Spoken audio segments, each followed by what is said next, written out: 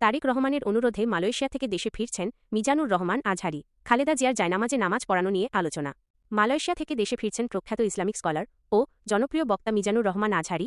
এমন খবরে রাজনৈতিক ও ধর্মীয় অঙ্গনে নতুন করে আলোচনার সৃষ্টি হয়েছে। জানা গেছে, বিএনপির ভারপ্রাপ্ত চেয়ারম্যান তারেক রহমানের অনুরোধে তিনি দেশে আসছেন বলে রাজনৈতিক মহলে আলোচনা চলছে। বিভিন্ন সূত্রের বরাতে জানা যায়, দেশে ফিরে মিজানুর রহমান আজহারি সাবেক প্রধানমন্ত্রী ও বিএনপি চেয়ারপারসন খালেদা জিয়ার জায়নামাজে নামাজ পড়াবেন। বিষয়টি ইতোমধ্যে সামাজিক যোগাযোগ মাধ্যমে ব্যাপক আলোচনার জন্ম দিয়েছে এবং রাজনৈতিক ও ধর্মীয় মহলে কৌতূহল তৈরি হয়েছে। দীর্ঘদিন ধরে মালয়েশিয়ায় অবস্থানরত মিজানুর রহমান আজহারি সেখানে ইসলামী দাওয়াহ কার্যক্রম, শিক্ষা ও গবেষণামূলক কাজের সঙ্গে যুক্ত ছিলেন।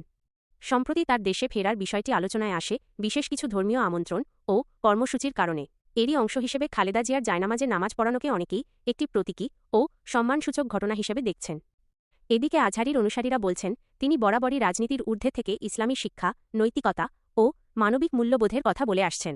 তাদের মতে, এই নামাজ পড়ানোকে রাজনৈতিক দৃষ্টিকোণ থেকে না দেখে ব্যক্তিগত সম্মান ও দোয়ার বিষয় হিসেবেই বিবেচনা করা উচিত।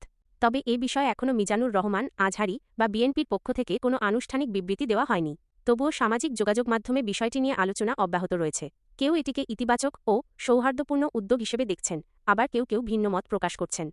সব মিলিয়ে মিজানুর রহমান আজহারির দেশে ফেরা এবং খালেদা জিয়ার জায়নামাজে নামাজ পড়ানোর বিষয়টি আগামী দিনগুলোতে রাজনৈতিক ও ধর্মীয় অঙ্গনে আরও আলোচনার জন্ম দেবে বলে মনে করছেন সংশ্লিষ্টরা।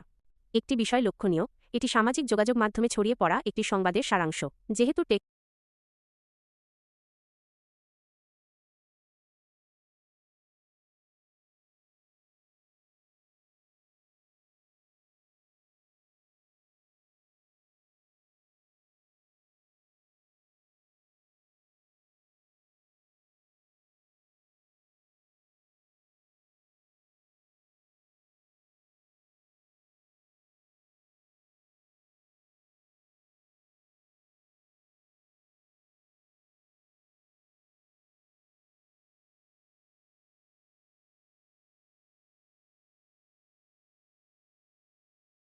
আনুষ্ঠানিক বিবৃতি এখনও আসেনি, তাই এর সত্যতা নিশ্চিত করতে মূলধারার সংবাদ মাধ্যম বা সংশ্লিষ্ট ব্যক্তিদের অফিসিয়াল পেজের দিকে নজর রাখা ভালো হবে।